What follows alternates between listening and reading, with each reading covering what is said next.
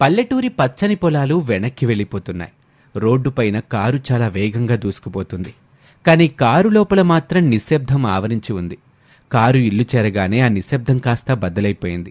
హాల్లోకి అడుగు పెట్టగానే వినయ్ తన మనసులో దాచుకున్న ఆవేదనంతా ఒక్కసారిగా బయటపెట్టడం మొదలుపెట్టాడు. అమ్మా, అసలు నువ్వక్కడ చేసిందేంటి? ఆ రామయ్య గారిని, జానకమ్మ గారిని అంతలా ఎందుకు అవమానించావు? వాళ్ళేం తప్పు చేశారు? అన్నిటికంటే ముఖ్యంగా వైష్ణవిని అంత దారుణంగా అన్ని మాటలు ఎలా అనగలిగావమ్మా? ఓహో, ఎంత కాలానికి విన్నాన్రా నీ నోటి నుండి ఎట్లాంటి మాటలు. కన్న తల్లిని ఎదిరించి మాట్లాడేంతట వాడివయ్యావా నువ్వు? అయినా నేనేం తప్పు మాట్లాడానురా అక్కడ? అసలు ఆ అమ్మాయి వాళ్ళు ఇల్లు చూసావా? పోనీ ఆస్తిపాస్తులు లేకపోయినా పర్వాలేదు, కనీసం నీ పక్క నిలబడే అందమైన పిల్ల అయినా కావాలి కదా. ఆ అమ్మాయి ఏంట్రా అట్లా ఉంది? ఏనుగు పిల్లలాగా, బండలాగా. అసలు ఆ అమ్మాయిలో ఏముందని నేను ఈ పెళ్లి సంబంధానికి ఒప్పుకోవాలరా? కాంతం, ఆపింకా. నీ నోటికి అడ్డు అదుపు లేదు. మన వినయ్ అంతగా ఇష్టపడ్డ అమ్మాయిని, ఆమె కన్నవారిని నువ్వలా అవమానించటం ముమ్మాటికి తప్పే.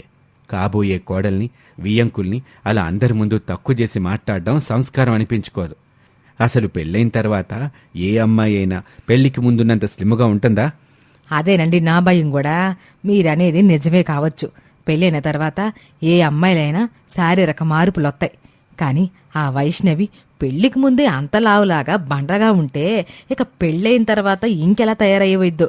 నాకైతే ఊహించుకుంటేనే ఒళ్ళు జలతరిచ్చేస్తుంది. అమ్మా, కేవలం ఒక మనిషి ఆకారాన్ని బట్టి నువ్వింతలా మాట్లాడతావనుకోలేదు. కేవలం ఆకారమే నీకు సమస్య అయితే తను డైట్ చేసి, వర్కౌట్స్ చేసి బరువు తగ్గుతుంది. అయినా మనిషి మనసు ముఖ్యం, కానీ ఆకారం ఎప్పటికీ ఒకేలా ఉండదు కదమ్మా. వయసు పెరిగే కొద్దీ అందం తగ్గిపోతుంది, కానీ మంచి మనసు ఎప్పటికీ అలాగే ఉంటుంది. నాకు నీతులు చెప్పబాకరా వినయ్. నా నిర్ణయంలో ఎట్టాంటి మార్పు లేదు. ఆ బండపిల్ల నా ఇంటి కోడలుగా రావడానికి వీల్లేదు, అంతే. సూర్యకాంతం ఇంట్లో ఇలా జరుగుతూ ఉండగా మరోవైపు రామాపురంలో వైష్ణవి ఇంట్లో ఇల్లంతా నిశ్శబ్దంగా ఉంది. రామయ్య గారు తల పట్టుకుని కూర్చుని ఉంటే జానకమ్మ కళ్ళనీళ్లు పెట్టుకుంటూ కూర్చుంది. వైష్ణవి వెక్కి వెక్కి ఏడుస్తుంది. తన వల్ల తన కన్న తల్లిదండ్రులకు జరిగిన అవమానాన్ని ఆమె భరించలేకపోతుంది. వైష్ణవి మెల్లగా ఏడుస్తూ తండ్రి పక్కన నేలపై కూర్చుంది. నాన్న, నన్ను క్షమించండి నాన్న. నా వల్ల ఈరోజు మీరు అన్ని మాటలు పడాల్సి వచ్చింది. నేనేదో పెద్ద తప్పు చేసినట్టు ఆవిడ మిమ్మల్ని దెప్పి పొడిచారు. నేను అసలు ఆ వినయ్ని ఇష్టపడకుండా ఉండాల్సిందే. మనలాంటి పేద కుటుంబంలో ఉన్న అబ్బాయిని ఎవరైనా ఇష్టపడి ఉంటే ఈరోజు మీకు నా వల్ల ఇంతటి అవమానం జరిగేది కాదు కదా నాన్న. నువ్వే తప్పు చేయలేదమ్మా. అసలు తప్పు మన జాతకాందే. ఇలా పేదవారిగా పుట్టడమే మనం చేసిన అతి పెద్ద తప్పు తల్లి. నీకు చాలా మంచి అబ్బాయి దొరికాడమ్మా. ఆ వినయ్ బంగారం లాంటోడు. కానీ ఈ రోజుల్లో పెళ్లి కావాలంటే ప్రేమ ఒక్కటే ఉంటే సరిపోదు తల్లి. చేతి నిండా డబ్బుండాలి. ఈరోజు మన దగ్గర డబ్బుండుంటే ఆ సూర్యకాంతం గారు ఒక్క క్షణమైనా మీ ప్రేమను అర్థం చేసుకునేవాళ్ళు. అయ్యో, ఏంటండి మీరు? మన కూతురికి ధైర్యం చెప్పాల్సింది పోయి మీరే మనకి డబ్బు లేదని ఇలా బాధపడతారేంటి? అసలు ఈ కన్నీళ్ళేంటండి? డబ్బు శాశ్వతం కాదండి. ఈ రోజు ఉంటుంది, రేపు పోతుంది. కానీ ఆ వినయ్ బాబు చాలా మంచివాడు. వినయ్ బాబు మన అమ్మాయిని అంత తేలిగ్గా వదులుకోడు. ఖచ్చితంగా వాళ్ళమ్మను ఒప్పించి మన ఇంటికి తీసుకొస్తాడు. అతని మీద నాకు నమ్మకం ఉంది. నువ్వు బాధపడక వైష్ణవి, అంత మంచి జరుగుతుంది. చూద్దాం జానకి, ఆ దేవుడు మన రాత ఎలా రాశాడు. వినయ్ బుద్ధిమంతుడే, కానీ వాళ్ళమ్మ గయ్యాలితనం ముందు వినయ్ నిలబడగలడా అన్నదే నా భయం అంతా. ఇక మరుసటి రోజు ఉదయం అది సూర్యకాంతం ఇల్లు. ఇల్లంతా హడావిడిగా సర్దుతుంది సూర్యకాంతం. పండ్లు, స్వీట్లు టేబుల్ మీద అమరుస్తుంది. ఎందుకంటే ఈరోజు ఇంద్రజ, ఆమె భర్త రమేష్, కూతురు శ్రీజ వాళ్ళ ఇంటికొస్తున్నారు. కారు హారన్ శబ్దం వినబడగానే సూర్యకాంతం ముఖం 1000 వోల్టుల బల్బులా వెలిగిపోయింది. పరుగున వెళ్లి తలుపులు తీసింది. రండి రండి ఇంద్రజ, రమేష్ గారు రండి. శ్రీజ తల్లి, లోపలికి రామ్మా. ఎంత కలగా ఉన్నావు తల్లి, అచ్చు దేవకన్యలాగున్నావు.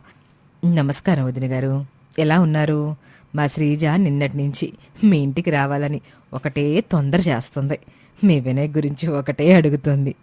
అవునత్తయ్య, మీ ఇల్లు చాలా బాగుంది. చాలా టేస్టీగా డెకరేట్ చేశారు. మీ టేస్ట్ చాలా బాగుంటుంది అత్తయ్య. మా ఇంట్లో కోడలు గడిగి పెడితే ఈ ఇల్లు ఇంకా బాగుంటుంది తల్లి. రండి కూర్చోండి. అందరూ సోఫాలో కూర్చున్న తర్వాత ఇంద్రజ అసలు విషయం మాట్లాడడం మొదలుపెట్టింది. వదిన గారు, ఇక ఆలస్యం ఎందుకు, మా శ్రీజ వినయల పెళ్లి గురించి మాట్లాడేసుకుందాం. వీలైనంత త్వరగా ముహూర్తాలు అవి పెట్టించేస్తే మన బాధ్యత తీరిపోతుంది. మా ఆయన రమేష్ గారు కూడా బిజినెస్ పనుల్లో బిజీగా ఉంటారు కదా. అలాగే ఇంద్రజ, మీతో సంబంధం అంటే నాకు ఇష్టమే. మన పిల్లల పెళ్లి చాలా గ్రాండ్గా చేద్దాం. సరిగ్గా అదే సమయానికి వినయ్, సుధాకర్ అక్కడికొచ్చారు. వాళ్ళని చూడగానే సూర్యకాంతం గొంతు సవరించుకుంది. సంబంధం ఎవరికి కాంతం? ఎవరి పెళ్లి గురించి మాట్లాడుతున్నావు?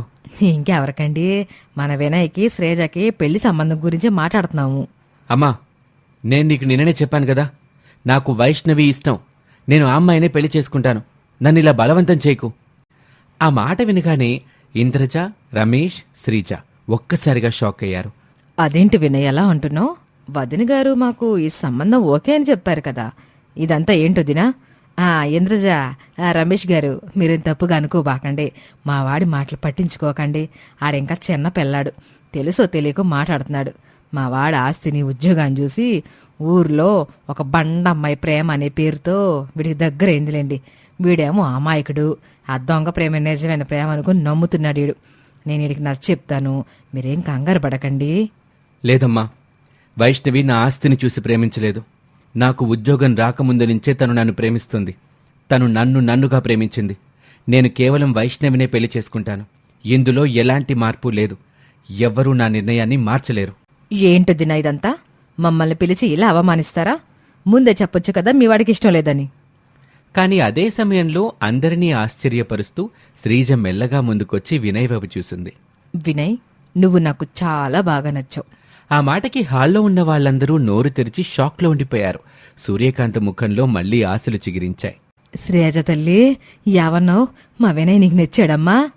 అవునత్తయ్య, వినయ్, నీ డేరింగ్నెస్, నీ స్ట్రైట్ ఫార్వర్డ్నెస్, నీ హానెస్టీ నాకు చాలా బాగా నచ్చాయి. ఈ రోజుల్లో ఒక అమ్మాయిని ప్రేమించి కేవలం డబ్బు కోసం, ఆస్తి కోసం ఇంకో అమ్మాయిని పెళ్లి చేసుకునే అబ్బాయిలు చాలామంది ఉన్నారు. అలాంటి సమాజంలో ఒక పేద అమ్మాయి కోసం నీ తల్లిని ఎదిరించి ఇంత ధైర్యంగా నీ ప్రేమను ఒప్పుకుంటున్నావు చూడు, నిజంగా ఇది అద్భుతం.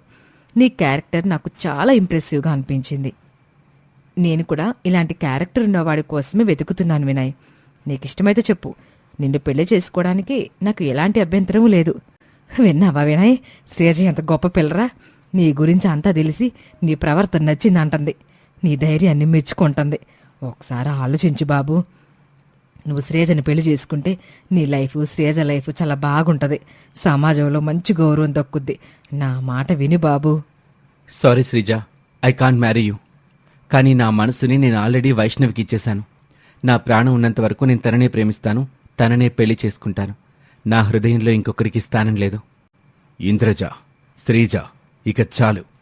అబ్బాయికి ఇష్టం లేనప్పుడు మనం ఫోర్స్ చేయటం పద్ధతి కాదు. పెళ్ళనేది ఇద్దరి మనసులు కలవటం, అంతేకాని బలవంతంగా పెళ్లి చేయకూడదు. పదండి, వెళ్ళిపోదాం. శ్రీజ వెళ్తూ వెళ్తూ వినయ్ వైపు తిరిగింది. వినయ్, నా ప్రపోజల్ నీకు ఓకే అనిపిస్తే చెప్పు, నాకు ఎలాంటి అభ్యంతరం లేదు. అలా రమేష్, ఇంద్రజ, శ్రీజ అక్కడి నుంచి వెళ్ళిపోయారు. సూర్యకాంతం ముఖం పూర్తిగా మాడిపోయింది. వాళ్ళు అలా వెళ్ళగానే, నా పరువు తీసేశావరా వినయ్. అంత పెద్ద సంబంధాన్ని కాదన్నావు. ఆ శ్రీజ ఎంత పెద్ద మనసుతో నిన్ను పెళ్లి చేసుకుంటానని అన్నా నువ్వే వద్దన్నావు. అయ్యే ఏనుగు పిల్ల కోసం నన్ను బజార్న పడేశావు. నా మాట అంటే అసలు నీకు విలువే లేకుండా పోయింది కదరా. అమ్మా, నువ్వేం చెప్పినా నా నిర్ణయం మారదు. నేను వైష్ణవినే పెళ్లి చేసుకుంటాను. లేదంటే నేను జీవితాంతం పెళ్లి చేసుకోకుండా ఇలా బ్రహ్మచారిలాగానే ఉండిపోతాను. నీకేం కావాలో నువ్వే తెలుసుకో. కాంతం, ఇంక నీ పంతాలవి ఆపు. వినయ్ పట్టుదల నీకు తెలుసుగా. వాడు వైష్ణవినే ఇష్టపడుతున్నాడు. ఒకవేళ నువ్వు బలవంతంగా వేరే పెళ్లి చేస్తే వాడు సంతోషంగా ఉంటాడా?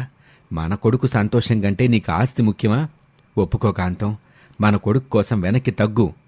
సూర్యకాంతం ఇక చేసేది లేక వినయ్ పట్టుదలకి లోబడి మనస్సులోనే ఒక కుట్ర ఆలోచిస్తూ పైకి మాత్రం పెళ్లి కొప్పుకుంది. వీడికి ఆ బండ పిల్లకి పెళ్లి చేశాక ఇంట్లో నరకం చూపిస్తా దానికి అని తన మనసులోనే గట్టిగా అనుకుంది. సరే, మీ ఇష్టం వచ్చినట్టు చేసుకోండి, కానీ పెళ్లి మాత్రం చాలా సింపుల్గా జరగాలి. నా చుట్టాలు ఎవరిని నేను ఎక్కువగా పిలవను. పెళ్లి ఖర్చులు కూడా నేనేం ఎక్కువగా పెట్టుకోను. కొన్ని రోజుల తర్వాత పెళ్లి వేడుక జరుగుతుంది. ఒక చిన్న కళ్యాణ మండపంలో పెళ్లి తంతు మొదలైంది. వైష్ణవి పట్టుచీర కట్టుకుని పెళ్లి కూతురిగా వచ్చింది. ఆమె కాస్త లావుగా ఉండటం వల్ల పెళ్లి పీటల మీద కూర్చోటానికి కొంచెం ఇబ్బంది పడుతుంది. పక్కనే ఉన్న కొందరు బంధువులు ఆమెను చూసి గుసగుసలు పెట్టుకుంటూ నవ్వుకుంటున్నారు. సూర్యకాంతం ఆ గుసగుసలు వింటూ లోపల రగిలిపోతుంది.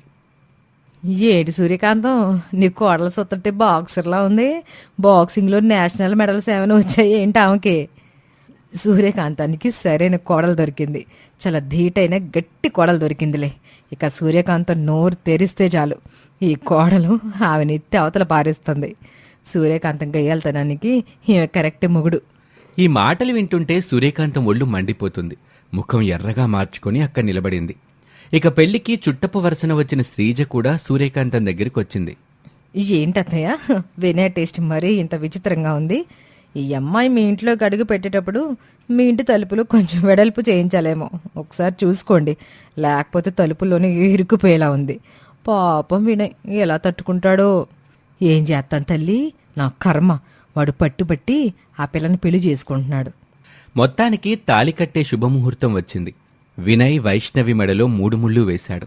వైష్ణవి కళ్ళల్లో ఆనంద భాష్పాలు రాలాయి. పెళ్లి ముగిసింది. అప్పగింతల సమయం వచ్చింది. రామయ్య, జానకమ్మ వైష్ణవిని పట్టుకుని ఏడుస్తున్నారు. జాగ్రత్తగా ఉండమ్మా తల్లి. అత్తగారిల్లి ఇంక నీకు సర్వస్వం. అక్కడందరితో జాగ్రత్తగా నడుచుకో. అవునమ్మా, నీ మంచితనమే నిన్ను కాపాడుతుంది. అత్తయ్యగారు ఏం చెప్పినా విను తల్లి. రామయ్య మెల్లగా సూర్యకాంతం దగ్గరకు వెళ్లి తన 2 చేతులు జోడించాడు. అమ్మగారు, నా కూతురు చాలా అమాయకురాలు. లోకం పోకడ తెలియని పసిపిల్ల. తనని మీ చేతుల్లో పెడుతున్నాను. దయచేసి మనసులో ఎట్టాంటి పాత విషయాలు పెట్టుకోబాకండి. నా బిడ్డని బాగా చూసుకోండమ్మా. ఇక నుండి మీరే నా కూతురికి తల్లి కావాలి. ఇక మీ కూతుర్ని మర్చిపోరామయ్యా. మీ కూతురు సంగతే ఇక నుండి నేను చూసుకుంటాను కదా. సూర్యకాంతం మాటల్లోని వ్యంగ్యం, కరుకుదనం రామయ్య గుండెల్లో గట్టిగా గుచ్చుకున్నాయి. ఆయన నిస్సహాయంగా చూస్తూ అలా ఉండిపోయాడు. వైష్ణవి కన్నీళ్లతో తన కన్నవారికి వీడ్కోలు చెప్పి వినయ్తో కలిసి కారులో బయలుదేరింది. కారు దూరం వెళ్ళిపోతూ ఉంటే రామయ్య, జానకమ్మల గుండెల్లో ఏదో తెలియని భయం నిండిపోయింది.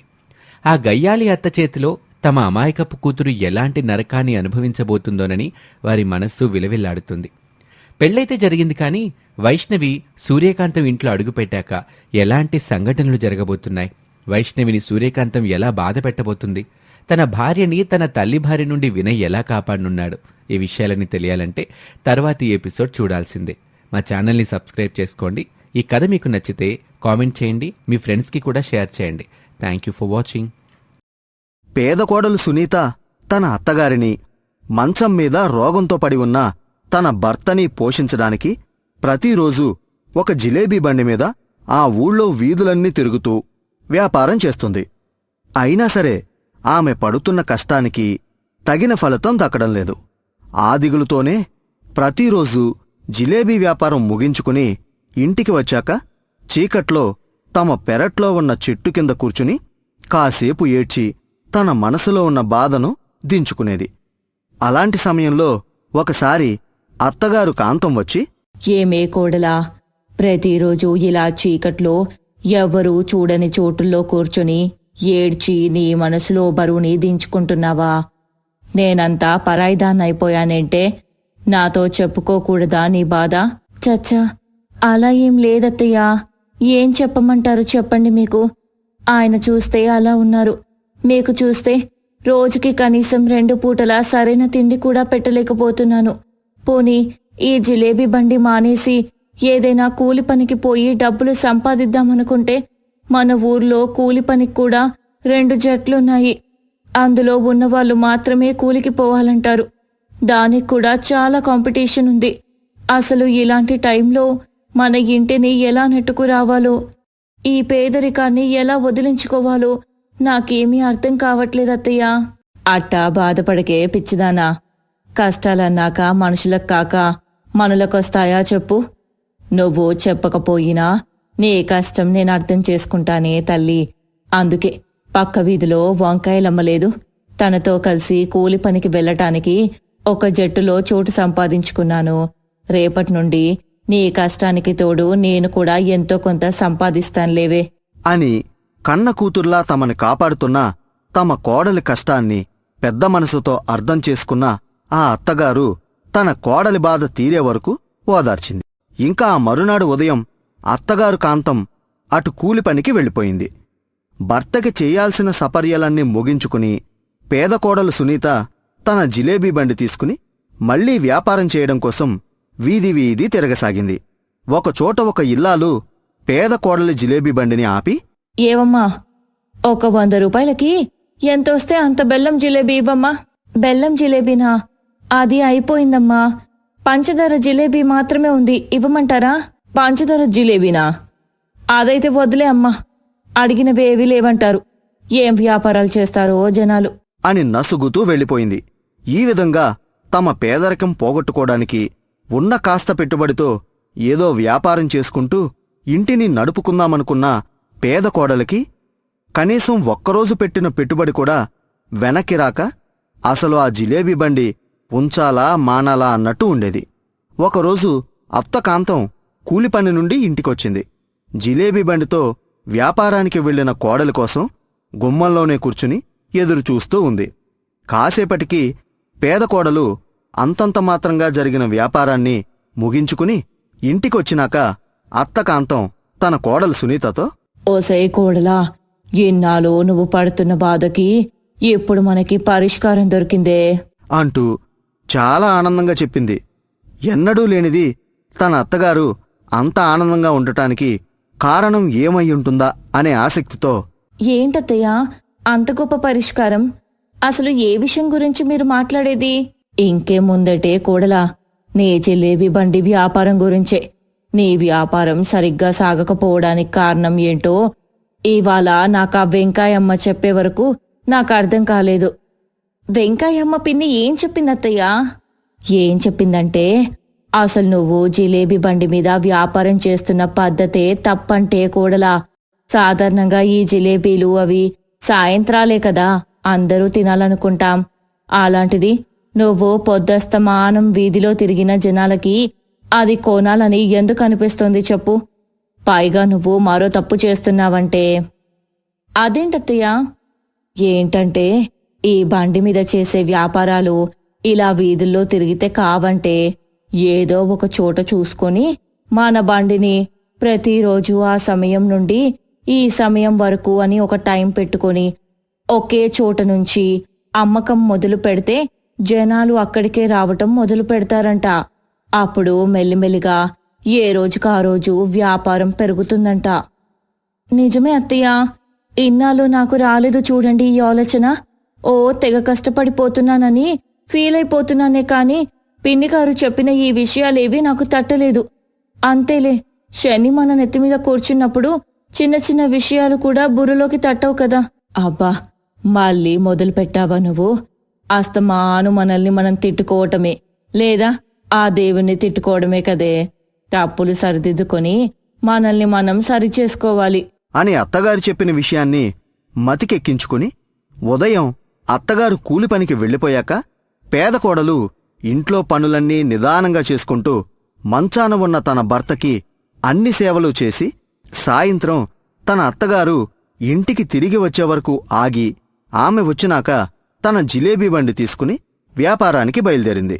అది కూడా ఈసారి ఒక సెంటర్లో పెద్ద చెట్టును ఎంచుకుని ఆ చెట్టు కింద ఆమె తన జిలేబీ వ్యాపారాన్ని చేయసాగింది. నిజానికి ఆ చెట్టు ఉన్న రోడ్డు ఒక మంచి సెంటర్ అని ఎవ్వరికీ తెలీదు. సాయంత్రం అవ్వగానే పనుల్నుండి ఇంటికి వెళ్లేవాళ్లు, ఉద్యోగాల నుండి తిరిగి వెళ్లేవాళ్లు, ఒక్కరేంటి అటుపోయేవాళ్లు ఇటుపోయేవాళ్లు అందరూ వెళ్లే ఒక రద్దీ ప్రదేశం అది. అందుకే పేద కోడలికి అక్కడ జిలేబీ బండి పెట్టిన మొదటి రోజే చాలా బాగా గిరాకీ అయ్యింది. తను పెట్టిన పెట్టుబడి తిరిగి రావడమే కాక మరో 2000 లాభం చూసింది ఆ మొదటి రోజునే. అందుకే ఆనందంగా ఆ రోజు ఇంటికి వెళ్ళింది. అత్తయ్య, నిజంగా ఇవాళ చాలా బాగా వ్యాపారం జరిగిందత్తయ్య. ఇలాగే ఒక ఏడాది మన జిలేబీ వ్యాపారం సాగిందంటే మన పేదరికం మళ్ళీ మన దగ్గరికి రాలేదు. సరేలేవే, ఆ దేవుడి దయ వల్ల మంచి జరిగింది, అదే చాలు. రేపుదయం మా అబ్బాయిని ఒకసారి ఆ డాక్టర్ దగ్గరికి తీసుకెళ్లి చూపించు. వాడి మందులు అయిపోయాయి, చాలా రోజులయ్యింది కదా. నేను అదే అనుకున్నానత్తయ్యా అంటూ ఆ రోజు ఎంతో సంతోషంగా చాలా రోజుల తర్వాత ఒక ముద్ద అన్నం వండుకుని తిన్నారు ఆ ఇంటివాళ్లు. ఇంకది మొదలు ప్రతిరోజు పేద కోడలు సాయంత్రం వరకు ఇంటి పనులు కానిచ్చుకుని భర్త ఆరోగ్యం విషయాలు పట్టించుకుని సాయంత్రమయ్యాక తన బండి తీసుకుని జిలేబీ వ్యాపారానికి వెళ్ళేది. ఇంక కొత్తగా వచ్చిన వ్యాపారం కావడం, పైగా పేద కోడలు అమ్మే జిలేబీలు నోట్లో పెట్టగానే కరిగిపోయేంత రుచిగా ఉండటంతో ఆమెకి గిరాకీ బాగా పెరిగిపోతూ వచ్చింది. చూస్తూ ఉండగానే 2 నెలల్లో వాళ్ల కష్టాలు దాదాపు తీరిపోయాయి అనిపించేలా కష్టపడింది ఆ పేద కోడలు. కాని దేవుడు పెట్టే పరీక్షలు ఒక పట్టాన ఆగవు కదా. అంతా ఆనందంగా నడుస్తుంది అనుకున్న సమయంలో పేద కోడల బండికి ఎదురుగా పోటీకి మరో వ్యక్తి జిలేబీ బండి పెట్టి వ్యాపారం మొదలుపెట్టాడు. అది చూసిన పేద కోడలికి తన వ్యాపారం తగ్గిపోతుందనే భయం మొదలైంది. ఆ భయం కూడా నిజమవ్వడానికి ఎన్నో రోజులు పట్టలేదు. ఒకరోజు పేద కోడలు వ్యాపారం ముగించుకుని ఇంటికి వెళ్లి తన అత్తగారితో, అత్తయ్య, మనం వ్యాపారం చేసుకునే చెట్టు దగ్గర కొత్తగా ఒకతను నాలాగే జిలేబీ వ్యాపారం మొదలుపెట్టాడు. పోనీ అతను చేసే జిలేబీ మనం అమ్మేదానంత టేస్ట్ లేకపోయినా మన దగ్గరకు వచ్చే జనంలో కొందరు ఇప్పుడు అటువైపు వెళ్తున్నారు. వెళ్ళొచ్చు, తప్పులేదు. కాని మన పరిస్థితి ఇప్పుడిప్పుడే మెరుగవుతుంది. కనీసం 1 ఏడాదైనా మనం జోరుగా వ్యాపారం చెయ్యకపోతే మనకున్న కష్టాల నుండి బయటపడలేము. అయ్యో దేవుడా, మళ్ళీ కొత్తగా ఈ తలనొప్పేంటే కోడలా. ఇప్పుడు మనం అక్కడ వ్యాపారం మానేసుకోవడమేనా అయితే? మళ్ళీ అంత లాభసాటిగా ఉండే ఇంకో చోటు దొరకాలి కదా. కంగారేం లేదత్తయ్యా, దీనికోసం నా దగ్గర ఒక ప్లాన్ ఉంది. మనం ఎక్కడికే కదలనక్కర్లేదు. కొద్ది రోజులు మీరు కూలి పనికి వెళ్లటం మానేసి నాతో పాటు నేను జిలేబీ వ్యాపారం చేసే చోటే మీరు కూడా 3వ కాంపిటీషన్గా బండి పెట్టండి. ఇప్పుడు 2గా చీలుతున్న వ్యాపారం అప్పుడు 3గా చీలుతుంది. పైగా ఈ వ్యాపారం కన్నా మనం మంచి రుచిగా జిలేబీ అమ్మగలిగితే అతని కన్నా మన వ్యాపారమే బాగుంటుంది. కాని మన ఇద్దరం ఒకే ఇంటి వాళ్ళమని అతనికి తెలియకుండా ఉంటే మంచిది అంటూ తమకి వచ్చిన చిక్కుముడిని తెలివిగా విప్పే ఆలోచన చేసింది. ఇంకా ఆ పేద కోడలి ఆలోచన ప్రకారం అత్తగారు కాంతం కూడా ఒక జిలేబీ బండితో అదే సెంటర్కి వెళ్లి తన కోడలికి ఆ మరో వ్యక్తికి పోటీగా తన జిలేబీ వ్యాపారం మొదలుపెట్టింది. దానితో అతి తక్కువ రోజుల్లోనే ఆ అత్తాకోడళ్ళిద్దరి జిలేబీ బండి వ్యాపారం బాగా నడవసాగింది. వీళ్లతో పోటీపడే సత్తా లేక ఆ 3వ వ్యక్తి తన వ్యాపారాన్ని మరో చోటుకి మార్చుకున్నాడు. ఆ విధంగా పేద కోడలు జిలేబీ బండి వ్యాపారాన్ని తెలివితో చేసుకుని వాళ్ల పేదరికాన్ని దూరం చేసుకుంది.